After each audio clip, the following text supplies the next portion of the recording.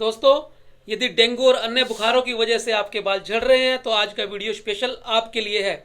आइए डम्मी से समझते हैं कि डेंगू के बाद होता क्या है। आप डम्मी में देख रहे हैं कि ये हमारा बाल है, ये उसकी रूट है और ये उसकी शाफ्ट है। ये हमारी स्किन है जो हमें बाहर से दिखाई देती है, बाहर इस तरह से बाहर आता है। इसके 3 फेज होते हैं, उसको मैं आज आपको डिटेल से समझाऊंगा कि बालों के लाइफ साइकिल के 3 फेज कौन कौन से होते हैं। पहले चलिए पेशेंट पे समझते हैं। डेंगू का पेशेंट मेरे साथ है कि किस तरह से डेंगू के अंदर बाल झड़ते हैं और उसके लिए हम बचाव क्या क्या कर सकते हैं। तो आइए जानते हैं। ऐसा पेशेंट है, डेंगू के बाद इनके बाल बहुत ज़्यादा तेजी से झड़ रहे हैं और मैं पहले ट्राइकोस्कोप में दिखाऊंगा कि डेंगू के बाद होता क्या है, या किसी भी वायरल बुखार के बाद, कोरोना के बाद, टाइफाइड के बाद, मलेरिया के बाद, डेंगू के बाद और बुखारों में होता क्या है। दोस्तों ये देखिए हमारे बाल की, ये हमें ट्राइकोस्कोप में रूट दिखाई दे रही है।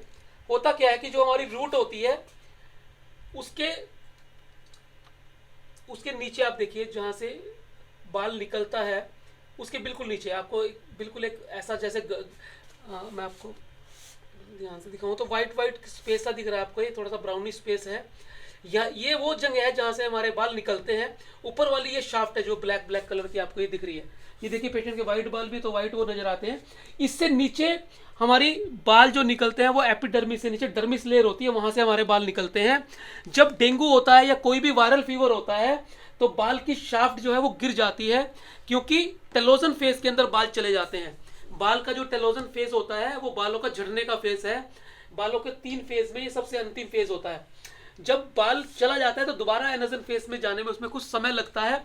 यदि समय रहते आप इसको देख लें और समझ जाएं कि ये बाल टेलोजन फेज में जाने से हुए हैं और थोड़ा ध्यान रखें तो आपके बाल वापस आ सकते हैं।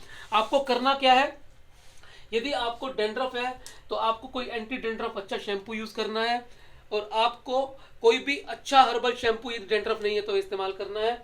हफ्ते में 2 बार बालों को स्टीम करना है, और पहले अच्छा एक हर्बल ऑयल लगाना है, फिर स्टीम करना है और अगले दिन आपको शैम्पू कर देना है। इसके साथ साथ आपको पानी, हाइड्रेशन, आमतौर पे डेंगू में होता क्या है कि डिहाइड्रेशन हो जाती है, उससे पानी की कमी हो जाती है।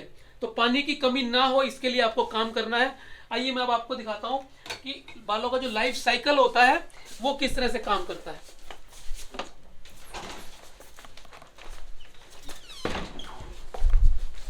दोस्तों ये देखिए, ये बालों का लाइफ साइकिल ऑफ हेयर है। हमारे बाल की लाइफ 2 से 5 साल की होती है, और जब बाल बढ़ता है तो उसे हम एनर्जन फेज कहते हैं। ये 90% बाल हमारे हमेशा इसी फेज में होने चाहिए। जब बाल निकल जाता है और दोबारा से बढ़ना शुरू करता है तो उसे कैटाजन फेज कहते हैं। उसके अंदर बाल 1% होने चाहिए। और ये बाल का बुढ़ापा है जिसे हम टेलोजन फेज कहते हैं। इसके अंदर बाल 9% रहने चाहिए। आप देख सकते हैं कि एनर्जन फेज की लाइफ 2 से 5 साल होती है, कैटाजन फेज की लाइफ 3 से 3 महीने की होती है, और टेलोजन फेज की लाइफ 3 वीक की होती है। जब हमारे बाल इस फेज में आते हैं तब बाल झड़ेंगे ही। आमतौर पे होता क्या है कि जब हमारा बाल झड़ने वाले फेज में आता है तो एक सिर में मान लो 1 लाख बाल है, 10% बाल हमेशा हमारे टेलोजन फेज में रहते हैं और 90% बाल हमारे एनर्जन फेज में रहते हैं। तो लगभग 90,000 बाल इस फेज में है और 10,000 बाल इस फेज में है। जब बाल इस फेज में आएगा तो वो झड़ेगा ही।